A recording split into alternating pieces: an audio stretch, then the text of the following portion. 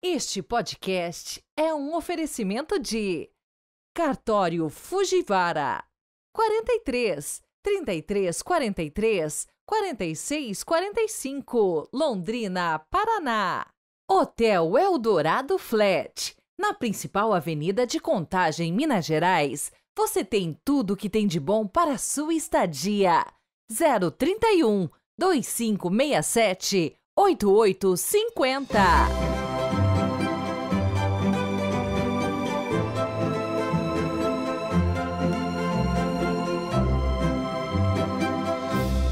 Olá, bom dia! Hoje é sexta-feira, 15 de março de 2024, dia da Enciclopédia Bíblica.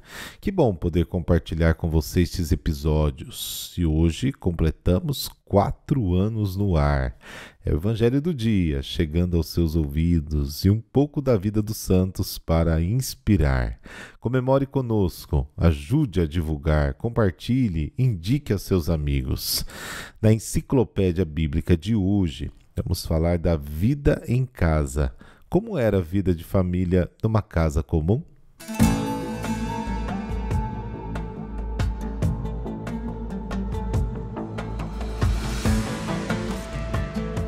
Bom, no verão quente, fervilhava de insetos. Durante a estação fria, estava cheia de fumaça.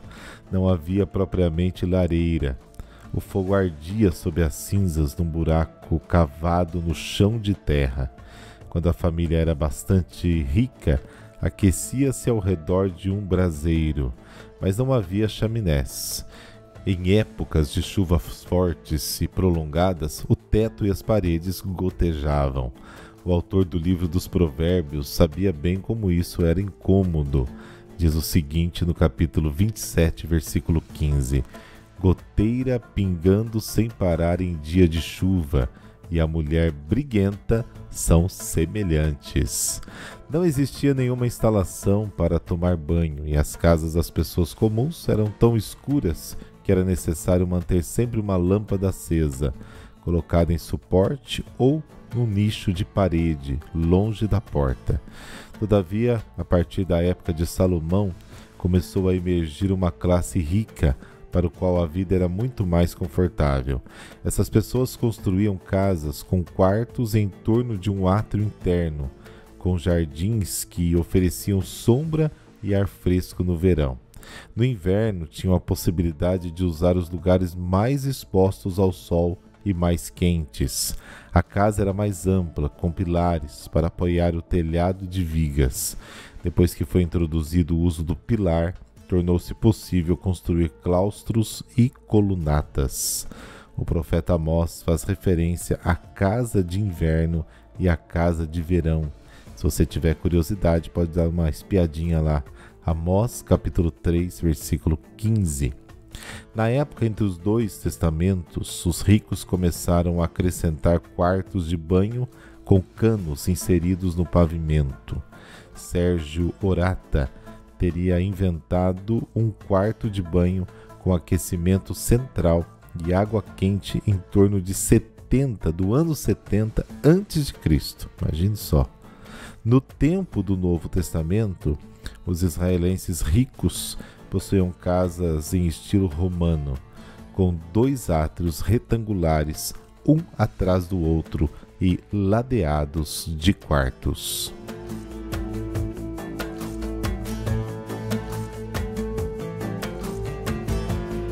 E é isso aí.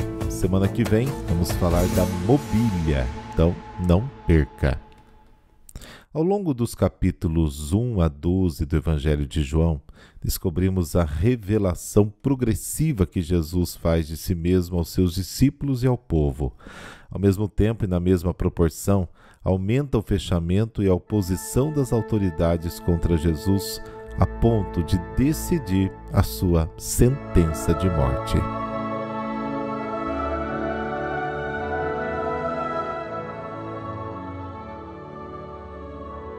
Pelo sinal da Santa Cruz, livrai-nos Deus, nosso Senhor, dos nossos inimigos.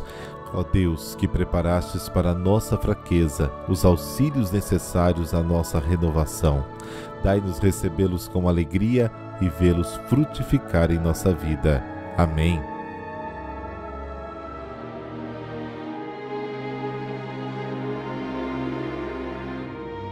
João, capítulo 7, versículos de 1 a 2, versículo 10 e de 25 a 30.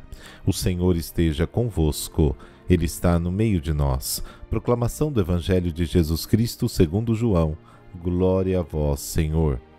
Naquele tempo, Jesus andava percorrendo a Galileia. Evitava andar pela Judéia, porque os judeus procuravam matá-lo. Entretanto, aproximava-se a festa judaica das tendas. Quando seus irmãos já tinham subido, então também ele subiu para a festa, não publicamente, mas sim como que às escondidas. Alguns habitantes de Jerusalém disseram então: não é este a quem procuram matar? Eis que falava em público e nada lhe dizem. Será que na verdade as autoridades reconheceram que ele é o Messias? Mas este nós sabemos de onde é.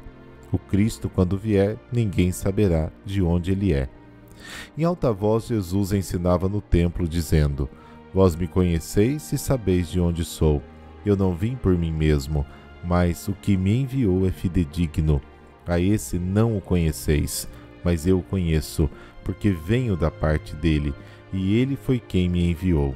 Então queriam prendê-lo, mas ninguém pôs a mão nele, porque ainda não tinha chegado a sua hora. Palavra da salvação. Glória a vós, Senhor.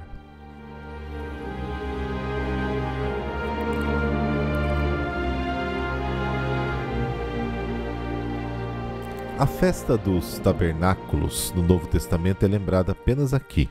Era comemorada no início do outono e durava uma semana. Nessa festa se agradecia ao Senhor pelas colheitas dos campos e se invocava a chuva. Durante essa semana de férias, os judeus viviam em cabanas, construídas nas praças e nos terraços de Jerusalém, para recordar a permanência dos judeus no deserto durante o Êxodo. E além disso, eram celebradas procissões desde a fonte de Siloé, de onde se tirava a água, até o templo. E por fim, muita importância era dada à iluminação noturna do próprio templo.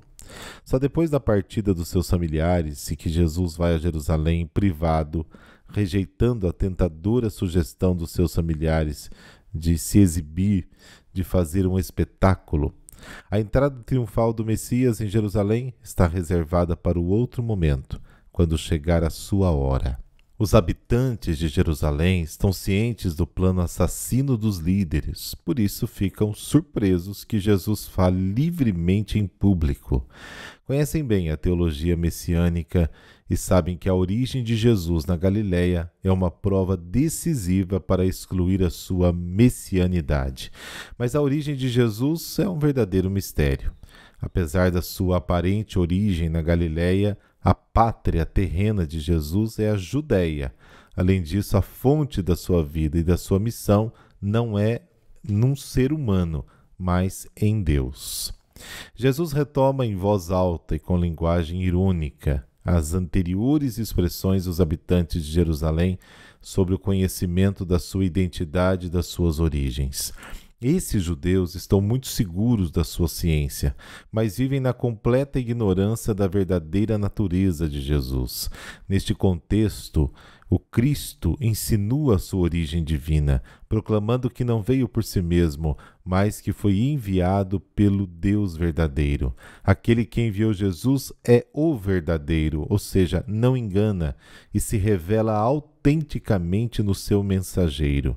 Infelizmente, esta pessoa verdadeira não é conhecida por todos. Mesmo que se considerem filhos de Deus, são filhos do diabo assassino, porque realizam as obras do seu pai, o demônio, ao tentar matar Jesus. A ignorância de Deus e do seu mensageiro por parte dos inimigos de Jesus é uma realidade trágica, também reconhecida nos discursos da última ceia, como narra João capítulo 16. Os inimigos de Jesus não podem capturá-lo, porque o tempo da sua morte e da sua ressurreição ainda não chegou.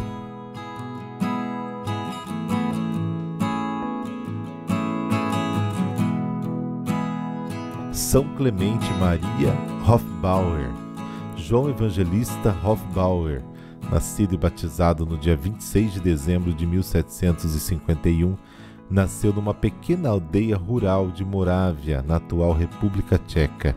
Ficou conhecido também pelo seu nome moraviano, Pavel, que significa João.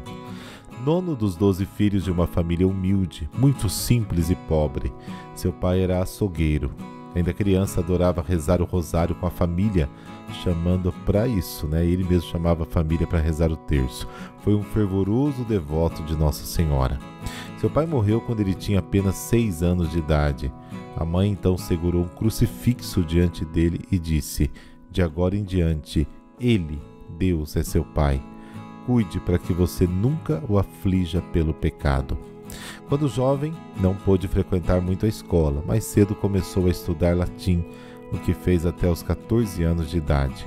Em 1767, foi enviado para uma padaria para aprender a profissão de padeiro.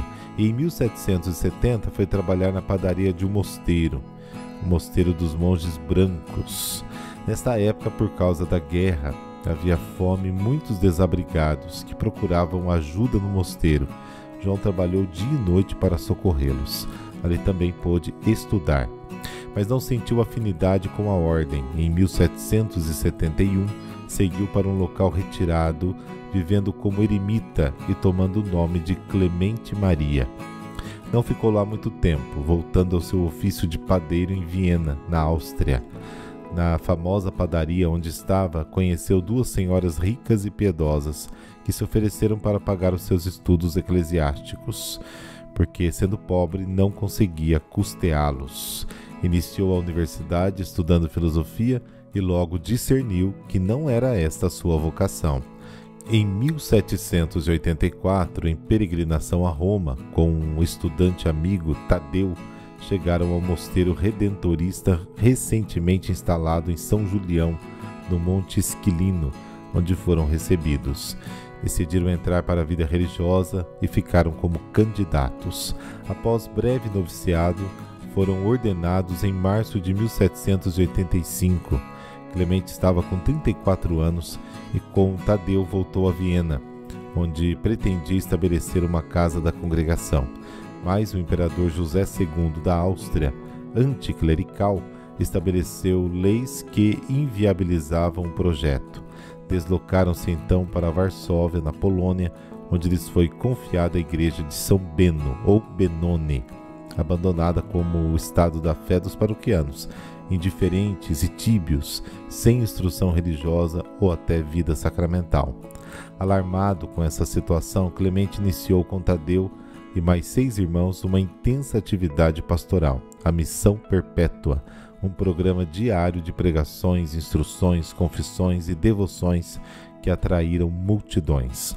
Explicitavam assim o seu carisma, associados, congregados para serem instrumentos da redenção, redentoristas. Clemente era um leão no púlpito e um cordeiro no confessionário, dizendo com clareza a verdade nos sermões, mas acolhendo os penitentes como pai carinhoso. Ficou também conhecido como o padre que benzia terços, porque era grande a sua devoção mariana e chamava o rosário de sua biblioteca, explicando que por essa devoção conseguia tudo o que pedia a Deus. Seus 20 anos de atividade na Polônia provocaram uma gigantesca transformação duradoura e eficaz, atraindo inclusive numerosos candidatos à vida religiosa. Todo esse êxito, em boa parte, foi por causa do mesmo recurso que utilizaria depois em Viena, a valorização da beleza da liturgia e das cerimônias, que estimulavam o senso do sagrado. Fundou também um orfanato em 1787, que funcionou até 1808, quando Napoleão Bonaparte, numa época de restrições religiosas, pressionou para que os redentoristas fossem expulsos da Polônia. A igreja de São Beno foi fechada e os 40 redentoristas que lá moravam foram presos por um mês até serem exilados. Com sofrimento, mas resignação cristã, Clemente viu na situação um sinal da providência. De volta a Viena, São Clemente, já no ano seguinte, trabalhou como capelão de um hospital, para atender aos soldados feridos na invasão napoleônica à cidade. Por seu zelo, o arcebispo lhe pediu para cuidar de uma pequena igreja dos italianos, onde ficou por 4 anos até ser nomeado capelão do convento das Irmãs Ursulinas, em julho de 1813. Suas pregações atraíram milhares de pessoas, em especial jovens intelectuais, artistas e pessoas ricas. Toda semana acontecia uma grande conversão. Após 12 anos renovando a vida cristã da Áustria, sobretudo de Viena, São Clemente morreu nesta mesma cidade no dia 15 de março de 1820. É considerado o segundo fundador e principal propagador da congregação redentorista.